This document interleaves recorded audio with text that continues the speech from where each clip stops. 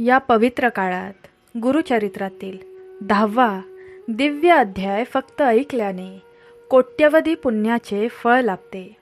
शास्त्र सांगते की हा अध्याय फक्त आणि फक्त मनापासून श्रवण केल्याने माणसाच्या 7 जन्मांची गरिबी आणि संकटे कायमची नष्ट होतात. मनुष्याला इहलोकी आणि परलोकी परम सुख लाभते. एवढेच नाही, हा अध्याय जो भक्त शेवटपर्यंत पूर्ण ऐकतो त्याच्यासमोर त्याचे शत्रू आणि विघ्न घाबरून पळून जातात. तुमच्या पाठीशी असलेली जुनी इडापिडा, घरातील कटकटी, मानसिक चिंता आणि साडेसातीचा प्रभाव क्षणार्धात नष्ट होतो.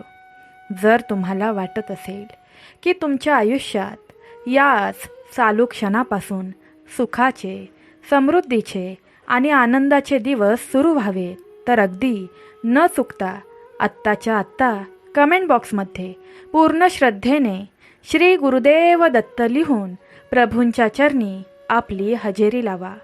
हा अत्यंत पवित्र अध्याय मनापासून लाईक करा आणि दत्तगुरूंच्या किमान 3 भक्तांना आत्ताच शेअर करा. ब्रह्मा, विष्णू आणि महेश म्हणजेच साक्षात त्रिगुणात्मक दत्तप्रभू तुमच्यावर प्रसन्न होऊन तुमच्या मनातील प्रत्येक इच्छा नक्की पूर्ण करतील. चला ऐकूया गुरुचरित्राची ही अखंड साखळी कथा. चला तर मग ऐकूया गुरुचरित्राची ही अखंड साखळी कथा.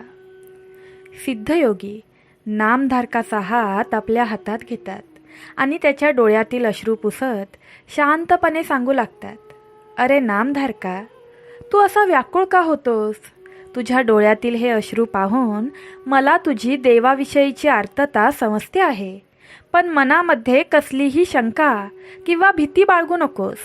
मागच्या अध्यायात मी तुला सांगितलं की श्रीपाद प्रभूंनी त्या निष्पाप गरीब रचकाला पुढील जन्मात मेच्छ राजा म्हणजेच बहामनीचा सुलतान होण्याचा आशीर्वाद दिला आणि स्वतः कृष्णा नदीच्या पात्रात अंतर्धान पावले. याचा अर्थ असा मुळीच नाही की प्रभू या विश्वातून किंवा भक्तांच्या जीवनातून निघून गेले. अरे, परमात्मा कधी नष्ट होऊ शकतो का? हा तर त्या जगन्नाथाचा, विश्वाच्या मालकाचा फक्त एक वेशपालट होता. ते विश्वव्यापक आहेत, अनंत रूपे धारण करणारे आहेत.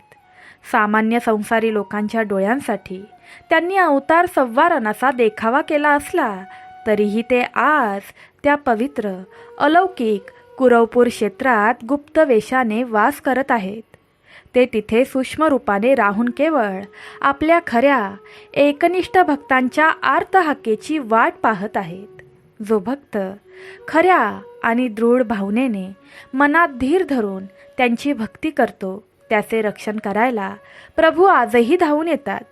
माणसाने फक्त गंभीरपणे संकटांचा सामना करावा, देव पाठीशी असतोच. सिद्धयोगींचे हे ज्ञानपूर्ण आणि आश्वस्त करणारे शब्द ऐकून नामधारकाच्या व्याकुळ मनाला खूप मोठा धीर मिळतो. त्याच्या चेहऱ्यावरील भीती दूर होते, पण तरीही प्रभूंच्या गुप्त रूपाची अनुभूती कशी येते हे जाणून घेण्याची त्याची तीव्र इच्छा असते. त्याची हीच जिज्ञासा पाहून सिद्धयोगी त्याला पुढे समजावण्यासाठी एका परमभक्ताची अत्यंत हृदयस्पर्शी आणि अद्भुत कथा सांगू लागतात. ते नामधारकाला म्हणतात, ऐक नामधारका, श्रीपाद प्रभू कुरवपुरात गुप्त वेशाने राहत होते. त्याच काळात त्या क्षेत्राच्या जवळच एका गावात वल्लभेश नावाचा एक ब्राह्मण राहत होता. तो काश्यप गोत्रातील असून अत्यंत आचारवंत, सुशील, वेदोक्त कर्म करणारा आणि सदाचारी होता. तो कोणत्याही फळाची अपेक्षा न करता जे मिळेल त्यात समाधानी राहून आपला व्यापार करायचा आणि कुटुंबाचा उदरनिर्वाह करायचा. त्याच्या मुखात अहोरात्र उठत बसत, चालत बोलत श्रीपाद श्री वल्लभ हा एकच महामंत्र असायचा. परंतु त्याच्या प्रारब्धाने त्याच्या नशिबात दारिद्र्याचे, गरिबीचे फार मोठे चटके लिहिले होते. त्याचे घर अगदी मोडकळीस आले होते. पावसाळ्यात छतातून पाणी टपकायचे भिंतीचे गिलावे निघून गेले होते आणि बऱ्याचदा घरात अन्न शिजवण्यासाठी धान्याचा एक कणही नसायचा. वल्लभेश आणि त्याच्या कुटुंबाला अनेक दिवस उपाशीपोटी काढावे लागायचे. समाजाची रीत तर तुला माहीतच आहे. जेव्हा मनुष्याकडे पैसा नसतो तेव्हा जग त्याला जगू देत नाही. गावातील लोक, शेजारी पाजारी वल्लभेशाची खूप चेष्टा करायचे, त्याला हिणवायचे. लोक त्याला टोमणे मारत म्हणायचे, अरे वल्लभेशा, तू दिवस रात्र ज्या देवाचे नाव घेतोस, ज्याच्या भक्तीत बुडून गेला आहेस, तो तुझा देव तर कधीच कृष्णा नदीत वाहून गेला आहे, अंतर्धान पावला. आता तुझ्या या दारिद्र्यातून आणि गरिबीतून तुला कोण वाचवणार? मुलं उपाशी मरत आहेत आणि हा पठ्ठ्या जप करत बसलाय. कशाला करतोस ती व्यर्थ भक्ती? देव असता तर त्याने तुझी ही दशा केली असती का? लोकांचे हे विषारी आणि बोचणारे शब्द ऐकून वल्लभेशाची पत्नी आतून पूर्णपणे खसून जायची. तिला लोकांसमोर तोंड दाखवणे कठीण व्हायचे. एक दिवस दुपारच्या वेळी घरात मुलांना खायला देण्यासाठी काहीच शिल्लक नसल्यामुळे तिचे मातृत्व व्याकुळ झाले. ती डोळ्यात अश्रू आणून अत्यंत हताश होऊन वल्लभेशासमोर उभी राहिली आणि म्हणाली, स्वामी, आज सलग दुसरा दिवस आहे. आपल्या चिमुरड्यांच्या पोटात अन्नाचा एक दागिनाही गेला नाही. भुकेने त्यांचे चेहरे कोमेजून गेले आहेत. तुमच्या भक्तीवर, तुमच्या देवावर माझा अविश्वास नाही. पण मला सांगा, आपली ही गरिबी कधी संपणार? लोकांचे टोमणे ऐकून माझे कान विटले आहेत. आपण यातून कधी बाहेर पडणार? पत्नीचे ते अश्रू आणि तिची ती आर्तहाक ऐकून वल्लभेशाचे डोळे ओलावले. पण त्याची प्रभूंवरील श्रद्धा तीळ मात्रही डगमगली नाही. त्याने अत्यंत वात्सल्याने आपल्या पत्नीच्या खांद्यावर हात ठेवला आणि अतिशय शांत, गंभीर पण खंबीर सुरात म्हणाला, भाग्यवती, मन शांत कर आणि थोडा धीर धर. श्रीगुरूंची भक्ती कधीही कोणत्याही काळात वाया जात नाही. हा निसर्गाचाच नियम आहे. देव आपली परीक्षा पाहत आहे. आपल्याला केवळ या जन्माचे नाही तर पूर्वजन्माचेही भोग भोगावे लागतात. भलेही आज आपल्याला उपाशी राहावे लागत आहे, लोकांनी आपल्याला नकारले आहे, पण माझ्या प्रभूंचे पाय मी माझ्या प्राणांतापर्यंत कधीही सोडणार नाही. ते माऊली आहेत, ते आपल्याला कधीच अंतर देणार नाहीत. असे म्हणून वल्लभेशाने पत्नीची समजूत तर घातली, पण त्या रात्री स्वतः वल्लभेशाला डोळ्याला डोळा लागला नाही. रात्रीची ती नीरव शांतता, घराबाहेर पडणारा अंधार आणि घरात भुकेने व्याकुळ होऊन अर्धवट झोपेत विवळणारी आपली निष्पाप मुले, कोपऱ्यात बसून हुंदके देणारी पत्नी, हे सगळं दृश्य पाहून वल्लभेशाचे पित्याचे हृदय आतून पिळवटून निघाले. त्याचे हृदय जणू काही फाटतच होते. तो असह्य वेदनेने रात्रीच्या शांततेत हळूच उठला आणि घरातील देवघरासमोर प्रभूंच्या पादुकांसमोर जाऊन गुडघे टेकून बसला. त्याच्या डोळ्यातून अश्रूंच्या धारा वाहू लागल्या. त्याचे ते अश्रू प्रभूंच्या लाकडी पादुकांवर पडत होते. तो मनातल्या मनात सर्व वेदना, ती गरिबीची आग आणि लोकांचे टोमणे देवापुढे मांडू लागला. तो अगदी आर्ततेने कंठ दाटून आल्यासारखा देवाशी थेट संवाद साधू लागला. तो म्हणाला, हे श्रीपाद प्रभू, हे माझ्या माऊली, लोक म्हणतात तुम्ही नदीत गुप्त झालात, तुम्ही या जगात नाही आहात. पण प्रभू, माझे मन, माझा आत्मा मला ओढून सांगतो की तुम्ही कुठेही गेलेला नाही. तुम्ही तिथेच आहात, माझ्या अत्यंत जवळ आहात. देवा, माझ्या स्वतःच्या गरिबीचे मला काहीच दुःख नाही. मी सुक्या भाकरीवर आणि उपाशी पोटीही तुमचे नाव घेत जगू शकेन. पण प्रभू, या भयानक दारिद्र्यामुळे मी कधीच तुमच्या पवित्र कुरवपूर क्षेत्राची यात्रा करू शकत नाही. प्रत्येक संक्रांतीला, प्रत्येक यात्रेला लोक गाड्या भरून तुमच्या दारी जातात, तुमचा जयघोष करतात. माझी ही तीव्र इच्छा आहे की तुमच्या दारात यावे. माझ्याकडे तुम्हाला अर्पण करायला काहीच नाही. मी रिकाम्या हाताने अशा दरिद्री अवस्थेत तुमच्या पावन दरबारात कसा येऊ प्रभू? मला या गरिबीच्या शापातून मुक्त करा देवा. मला तुमची सेवा करायची आहे. रडता रडता प्रभूंच्या चरणांवर डोके टेकवून असतानाच अचानक वल्लभेशाच्या अंतरात्म्यात एक अद्भुत दैवी विचाराचा प्रकाश पडला. त्याच्या चेहऱ्यावरील नैराश्य गळून पडले आणि एकाएकी त्याच्या डोळ्यात एक अलौकिक अढळ निश्चय चमकू लागला. त्याने मनोमन प्रभूंचे ध्यान केले. तांब्यातील पाण्याचे काही पवित्र थेंब आपल्या उजव्या हातात घेतले. प्रभूंच्या पादुकांना स्पर्श केला आणि संपूर्ण विश्वाला हलवून सोडेल असा एक महासंकल्प, एक अतिशय कठीण नवस सोडला.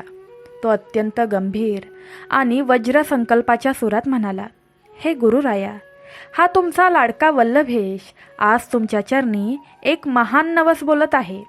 जर तुमच्या कृपेने माझ्या व्यवसायाला गती मिळाली, माझ्या व्यापारात मला यश आले आणि माझे हे भयानक दारिद्र्य कायमचे नष्ट झाले, तर मी प्रतिज्ञा करतो, मी तात्काळ तुमच्या कुरवपूर क्षेत्राची यात्रा करेन. तिथे आल्यावर मी माझ्या स्वतःच्या कष्टाच्या पैशाने तुमच्या चरणी 1000 ब्राह्मणांना सुग्रास पंचपक्वानांचे भोजन घालीन, त्यांना तृप्त करेन. जोपर्यंत माझा हा नवस, माझे हे वचन पूर्ण होत नाही, तोपर्यंत मी या संसारात स्वतःला सुखी मानणार नाही. हा माझा तुम्हाला शब्द आहे देवा. हा माझा महासंकल्प आहे.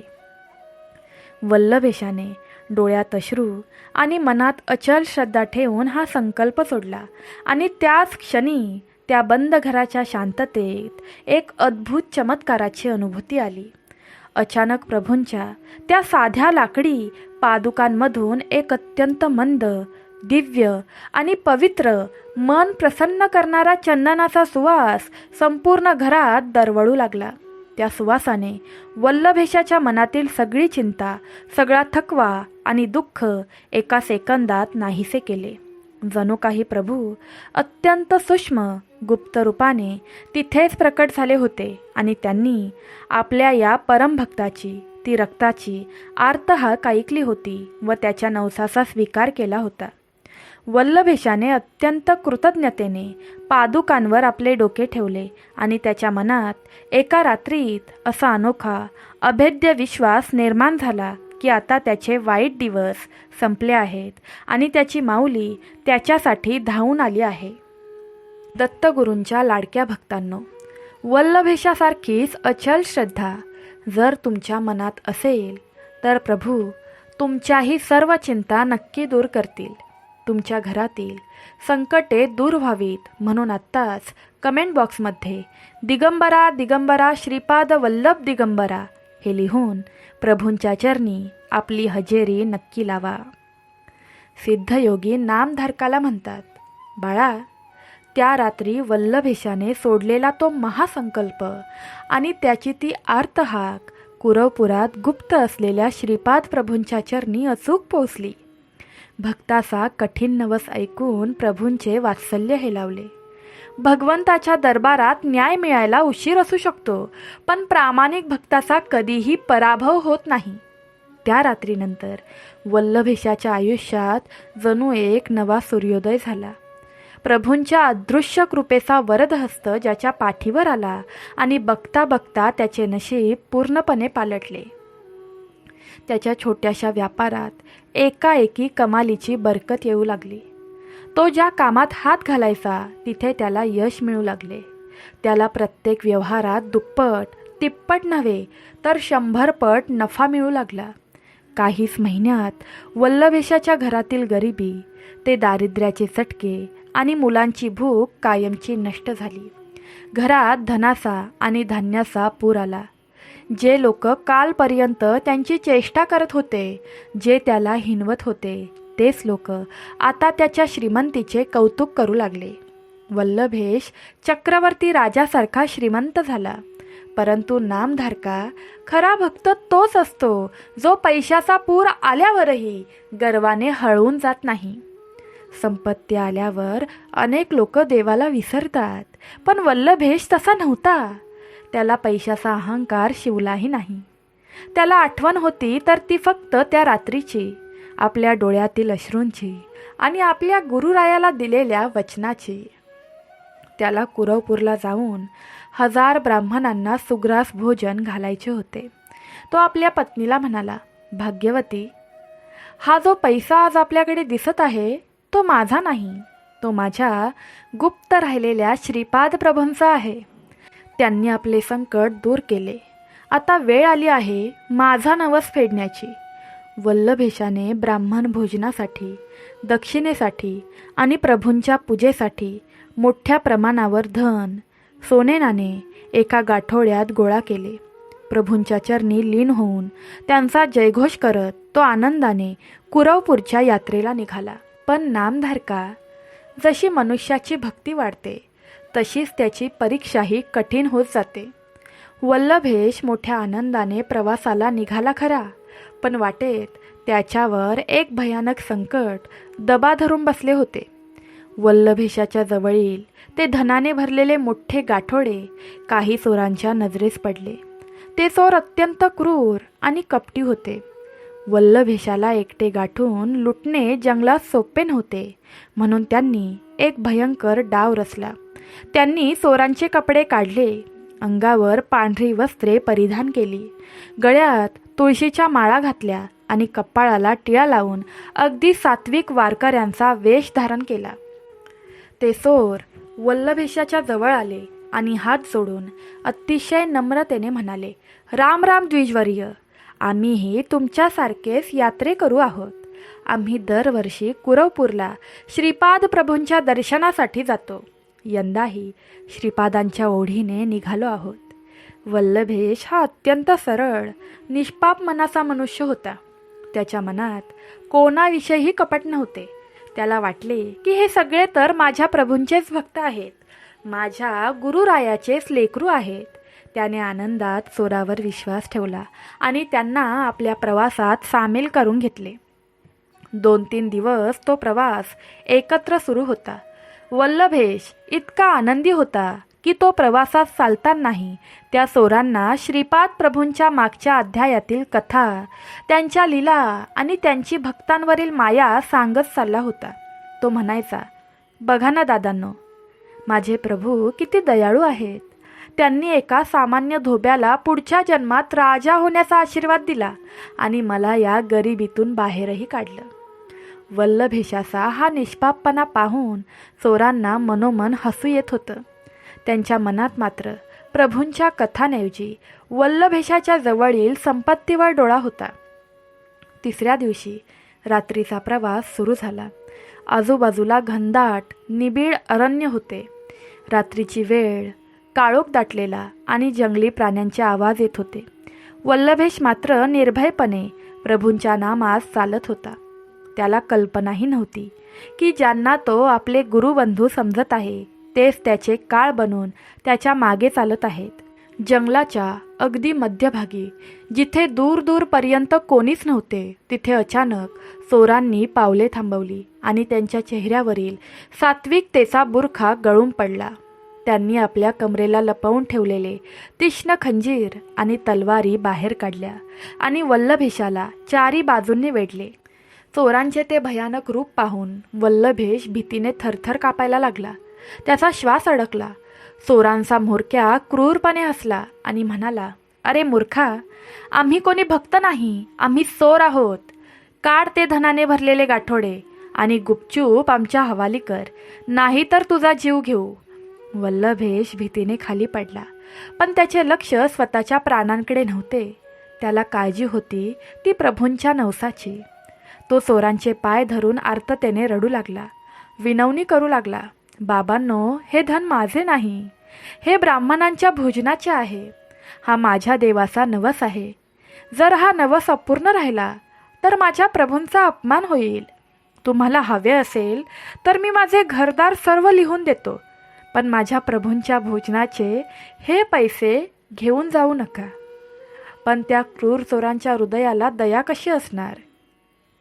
वल्लभेशाची ती आर्त विनवणी ऐकून चोरांचा राग आणखी अनावर झाला. त्यांनी वल्लभेशाला लाथेने बाजूला उडवले. एका चोराने त्याची पैशांची थैली हिसकावून घेतली तर दुसऱ्या क्रूर चोराने वल्लभेशाचे केस पकडले आणि एका झटक्यात आपली तीक्ष्ण तलवार त्याच्या मानेवर चालवली.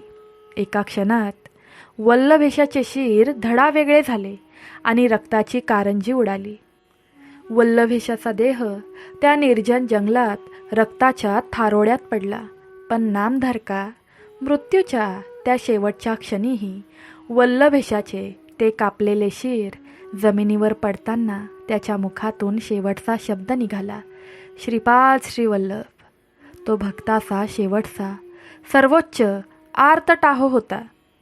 भक्तांनो, वल्लभेशासारखी संकटे, भीती किंवा विश्वासघात जर आज तुमच्याही आयुष्यात घडत असतील तर खचून जाऊ नका. कारण जेव्हा आपण हताश होतो तेव्हा हीच गुरुचरित्राची अमृत कथा आपल्याला जगण्याचे बळ देते. प्रभूंच्या या अथांग लीलेचा संदेश समाजात सर्व भक्तांपर्यंत पोहोचवणे आणि त्यांच्या मनातील भीती दूर करणे हे आपले कर्तव्य आहे. हे पुण्य पदरी पाडण्यासाठी हा व्हिडिओ तुमच्या कुटुंबाला, मित्रांना आणि गरजूंना आत्ताच व्हॉट्सअप किंवा सोशल मीडियावर नक्की शेअर करा, जेणेकरून प्रभूंची कृपा सर्वांवर होईल. सिद्धयोगी पुढे सांगू लागतात, ऐक नामधारका, जंगलात त्या निष्पाप भक्ताचे रक्ताने माखलेले शिर जमिनीवर पडले आणि त्याच्या मुखातून श्रीपाद श्रीवल्लभ असा शेवटचा आर्त पुकारा निघाला. तो केवळ एक शब्द नव्हता, तर एका अथांग विश्वासाने भगवंताला मारलेली एक हाक होती.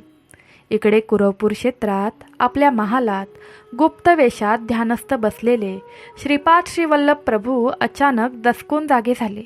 भक्ताच्या त्या शेवटच्या रक्तालेल्या पुकाऱ्याने प्रभूंचे आसन थरथरले, त्यांचे वात्सल्य हेलावले आणि त्यांच्या शांत डोळ्यांमध्ये एकाएकी संताप उफाळून निघाला.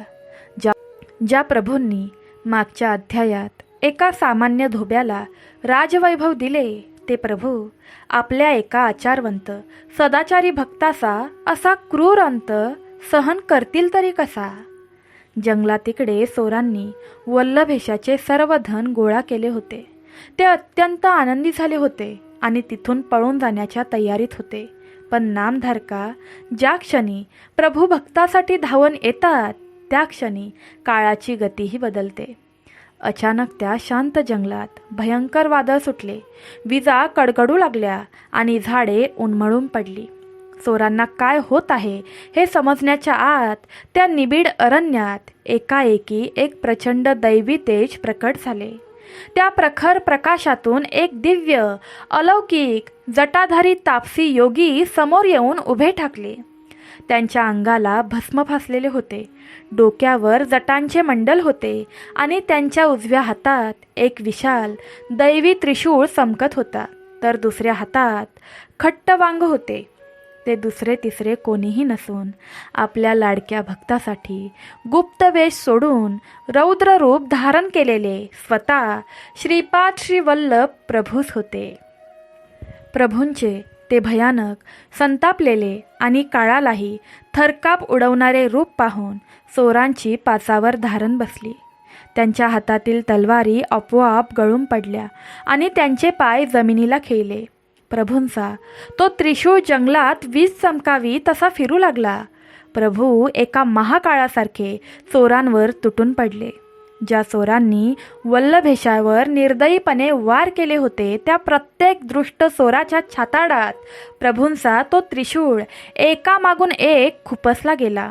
काही क्षणात त्या सर्व पापी चोरांचा संहार झाला. जंगलाची ती भूमी चोरांच्या रक्ताने माखून निघाली. पण नामधारका, त्या चोरांच्या टोळीत असा एक चोर होता ज्याने वल्लभेशावर हात उचलला नव्हता. तो केवळ परिस्थितीमुळे त्यांच्यासोबत आला होता. प्रभूंचे ते काळरूप पाहून तो भीतीने थरथर कापत जमिनीवर साष्टांग दंडवत घालून पडला. तो रडत रडत म्हणाला, हे जगन्नाथा, हे कृपाळू ईश्वरा, मला क्षमा करा. मी निरापराधी आहे. मला माहीत नव्हतं की लोक या निष्पाप ब्राह्मणाचा घात करतील. मी केवळ रस्ता माहीत आहे म्हणून यांच्यासोबत आलो. तुम्ही अंतर्यामी आहात, विश्वाची मन वासना जाणणारे आहात. माझ्या मनातील सत्य ओळखा आणि मला अभय द्या. त्या चोराची ती आर्त आणि सत्य विनवणी ऐकून प्रभूंच्या मनातील राग शांत झाला. त्यांच्या रौद्र रूपाची जागा पुन्हा एकदा माऊलीच्या वात्सल्याने घेतली. प्रभूंनी त्याला अभय दिले आणि आपल्या झोळीतून पवित्र मंत्रमुग्ध विभूती काढून त्या चोराच्या हातात दिली. प्रभू गंभीर स्वरात म्हणाले, घाबरू नकोस, उठ. हे पवित्र भस्म घे आणि त्या रक्ताच्या थारोळ्यात पडलेल्या ब्राह्मणाच्या शरीराजवळ जा. त्याचे कापलेले शीर त्याच्या धडाला व्यवस्थित जोड आणि ही विभूती त्याच्या गळ्यावर आणि शरीरावर फुंक. तो चोर देवाचा आदेश ऐकून धावत वल्लभेशाच्या शरीराजवळ गेला. त्याने अत्यंत भीतीने आणि आदराने वल्लभेशाचे ते कापलेले शीर उचलले आणि धडाला जोडले. त्यानंतर प्रभूंच्या सांगण्यावरून त्याने ती दिव्य विभूती मंत्रोच्चार करत वल्लभेशाच्या गळ्यावर लावली आणि त्याच्या शरीरावर प्रोक्षण केली. नामधारका, त्याच क्षणी तिथे असा अद्भुत चमत्कार घडला ज्याची जगाने कधी कल्पनाही केली नसेल. विभूतीचा स्पर्श होताच वल्लभेशाच्या शरीरातील रक्ताच्या धारा थांबल्या.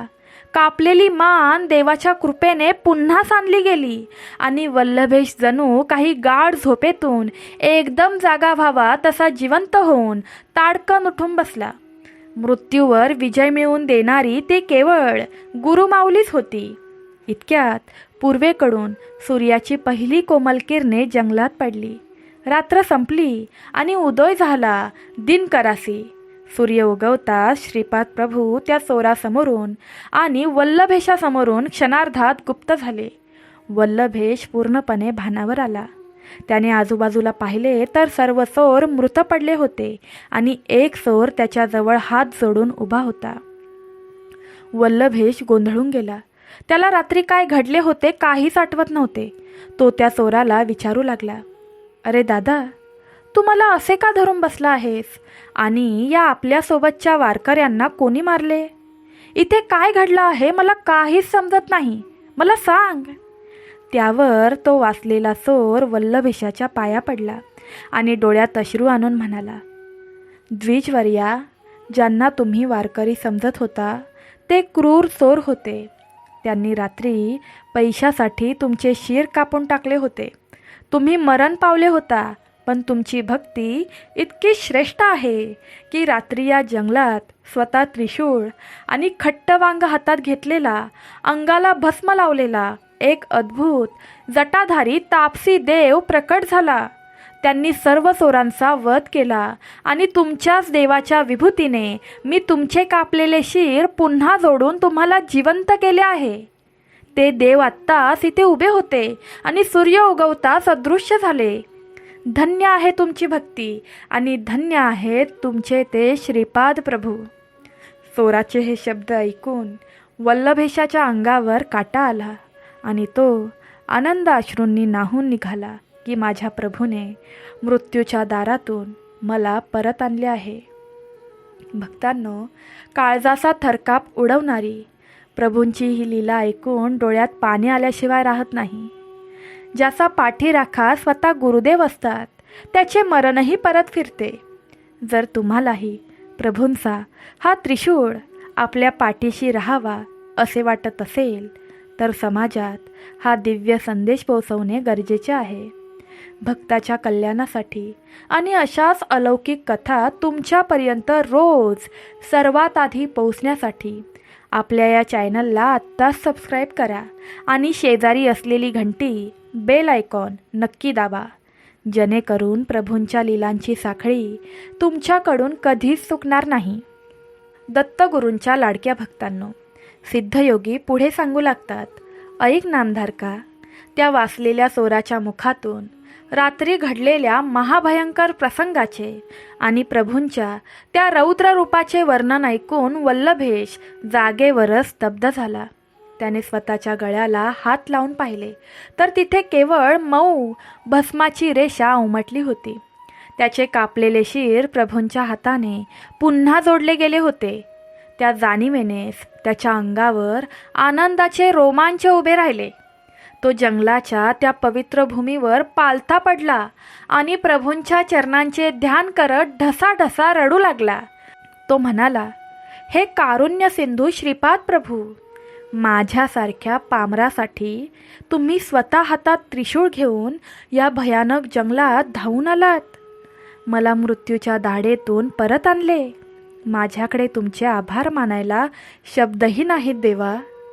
वल्लभेशाने आजूबाजूला पाहिले तर चोरांनी लुटलेले त्याचे सर्व धन, सोने नाणे जंगलात जसेच्या तसे सुरक्षित पडले होते. प्रभूंच्या कृपेने एका पैशाचेही नुकसान झाले नव्हते. वल्लभेशाने ते धनाचे गाठोडे अत्यंत आदराने आपल्या शिरावर घेतले. तो वाचलेला चोर आता पूर्णपणे बदलला होता. त्याचे हृदय परिवर्तन झाले होते. तो वल्लभेशाचा पाय धरून म्हणाला, महाराज, मला आता या पापी संसारात राहायचं नाही. मला तुमच्या त्या श्रीपाद प्रभूंचे दर्शन घ्यायचे आहे. मला तुमच्यासोबत कुरवपूरला येऊ द्या. वल्लभेशाने त्याला प्रेमाने कुशीत घेतले आणि ते दोघेही अत्यंत आनंदाने प्रभूंच्या नामाचा गजर करत कुरवपूर क्षेत्राकडे चालू लागले. काही दिवसांच्या प्रवासानंतर अखेर ती पावनभूमी म्हणजेच कुरवपूर क्षेत्र वल्लभेशाच्या डोळ्यांसमोर प्रकट झाले. कृष्णा नदीचे ते संत वाहणारे पात्र, ती शांतता आणि प्रभूंच्या वात्सव्याने पुनीत झालेली ती हवा पाहताच वल्लभेशाचे मन तृप्त झाले. तो धावत गेला आणि त्याने थेट नदीच्या तीरावरील वाळूत स्वतःला झोकून दिले. तिथून तो प्रभूंच्या त्या मुख्य स्थानाकडे, त्यांच्या पादुका मंदिराकडे गेला. मंदिराच्या गाभाऱ्यात प्रभूंची ती दिव्य मूर्ती आणि त्यांच्या पादुका पाहून वल्लभेशाला राहवले नाही. त्याने पादुकांवर आपले डोके ठेवले आणि त्याच्या डोळ्यातून कृतज्ञतेच्या अश्रूंचा अभिषेक सुरू झाला. वल्लभेश मनोमन प्रभूंच्या मूर्तीशी बोलू लागला, प्रभू, मी आलो आहे. तुमचा हा दास दिलेला शब्द पाळायला आला आहे. तुम्ही माझे दारिद्र्य दूर केले, मला नवजीवन दिले. आता मला माझा नवस फेडू द्या माऊली. वल्लभेशाने तात्काळ संपूर्ण कुरवपूर क्षेत्रात दवंडी पिटवली आणि ब्राह्मण भोजनाची जय्यत तयारी सुरू केली. त्याचा संकल्प 1000 ब्राह्मणांना भोजन घालण्याचा होता. पण प्रभूंच्या कृपेने त्याच्याकडे धनाचा अथांग साठा होता. त्यामुळे त्याने कोणतीही कमतरता ठेवायची नाही असे ठरवले. संपूर्ण क्षेत्रातून आणि आजूबाजूच्या गावातून शेकडो वेदशास्त्र संपन्न ब्राह्मण गोळा झाले. महाप्रसादाची तयारी अत्यंत भव्य प्रमाणावर करण्यात आली. सुग्रासन्न, पंचपक्वाने, शुद्ध तुपातील जळजळीत सुवासिक पदार्थ आणि नाना परीची पक्वाने तयार झाली. वल्लभेशाने स्वतः हातामध्ये पंखा घेऊन अत्यंत नम्रतेने आणि सेवाभावाने आलेल्या प्रत्येक ब्राह्मणाची पाद्यपूजा केली. त्यांना चंदनाचा टिळा लावला आणि केळीच्या पानावर महाप्रसाद वाढायला सुरुवात केली. सिद्धयोगी म्हणू लागले, नामधारका, तिथे केवळ 1000 नाही तर तब्बल 4000 ब्राह्मणांनी तृप्त होऊन इच्छाभोजन केले. ओवी 37 ब्राह्मण भोजन सहस्त्रचारी. संपूर्ण कुरवपूर क्षेत्र त्या दिवशी तृप्त झाले. प्रत्येक ब्राह्मणाच्या मुखातून वल्लभेशाला आणि त्याच्या भक्तीला आशीर्वाद मिळत होते. भोजन संपल्यावर वल्लभेशाने प्रत्येक ब्राह्मणाला भरभरून सुवर्णमुद्रा आणि वस्त्रांची दक्षिणा दिली. संपूर्ण मंदिर परिसर दिगंबरा दिगंबरा श्रीपाद वल्लभ दिगंबरा या जयघोषाने आणि टाळांच्या आवाजाने दमदमून गेला. तो सोहळा इतका भावस्पर्शी होता की प्रत्यक्ष देवही स्वर्गातून ते पाहत असावेत.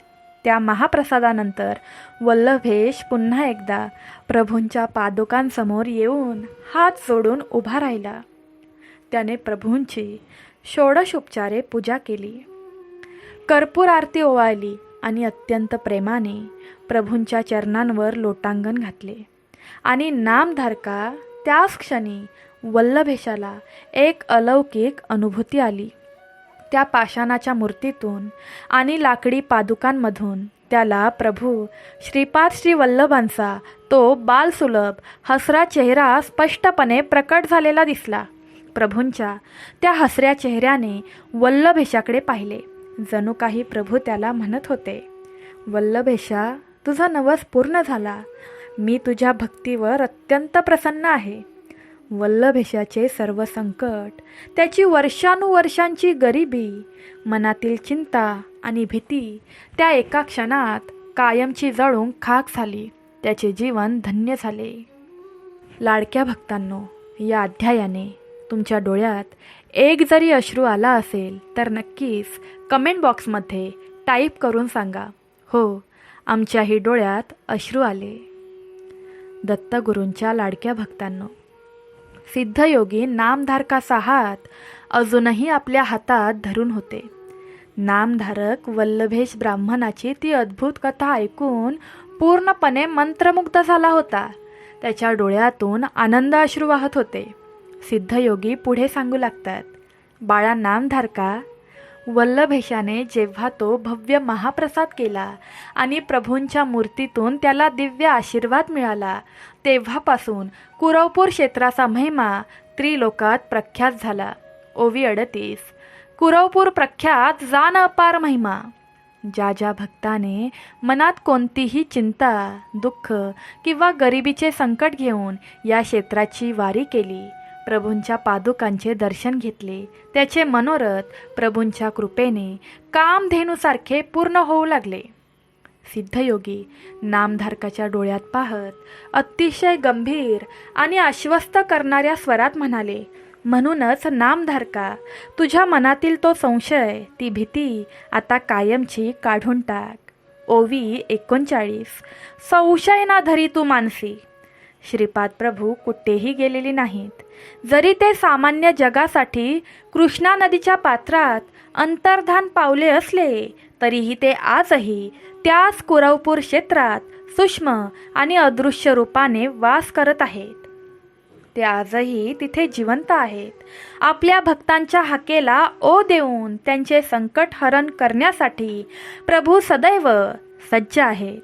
हे ऐकून नामधारकाने सिद्धयोगींच्या चरणांवर साष्टांग प्रणिपात केला. त्याचे मन आता पूर्णपणे शांत झाले होते, पण त्याच्या मनात गुरुचरित्राच्या या अखंड साखळीबद्दल एक नवीन जिज्ञासा संपन्न झाली. त्याने हात जोडून विचारले, हे ज्ञानसूर्या, तुम्ही म्हणालात की प्रभू इथे गुप्त आहेत, पण प्रभूंचा पुढचा अवतार कसा झाला? ज्या रचकाला त्यांनी मागच्या अध्यायात पुढच्या जन्मात सुलतान होण्याचा वर दिला होता, त्याचं काय झालं? प्रभू त्याला भेटायला कसे गेले? सिद्धयोगी अत्यंत आनंदाने हसले आणि म्हणाले, फार सुंदर प्रश्न विचारलास नामधारका. अरे, हा परमात्मा परिपूर्ण आहे आणि सर्व ठाई वास करतो. एका कारणासाठी त्यांनी आपले रूप गुप्त ठेवले, कारण त्यांना आता या कलियुगातील मानवाचा उद्धार करण्यासाठी एक अत्यंत विख्यात आणि भव्य अवतार धारण करायचा होता. नामधारका, ज्या प्रभूंनी रचकाला वचन दिले होते तेच श्रीपाद श्रीवल्लभ प्रभू आता पुढील काळात श्री नृसिंह सरस्वती या नावाने संपूर्ण विश्वात प्रगट झाले. हाच त्यांचा दुसरा महाअवतार आहे. सिद्धयोगी पुढे म्हणाले, ज्या भक्ताने अध्याय 9 मध्ये प्रभूंचे पाय धरले होते, त्याला दिलेले वचन पूर्ण करण्यासाठी आणि या पृथ्वीवरील अधर्माचा नाश करून भक्तीचा मार्ग दाखवण्यासाठी प्रभू नृसिंह सरस्वती म्हणून कारंजा नगरात प्रगट झाले. सिद्धयोगी अत्यंत आनंदाने हसले आणि म्हणाले, फार सुंदर प्रश्न विचारलास नामधारका. अरे, हा परमात्मा परिपूर्ण आहे आणि सर्व ठाई वास करतो.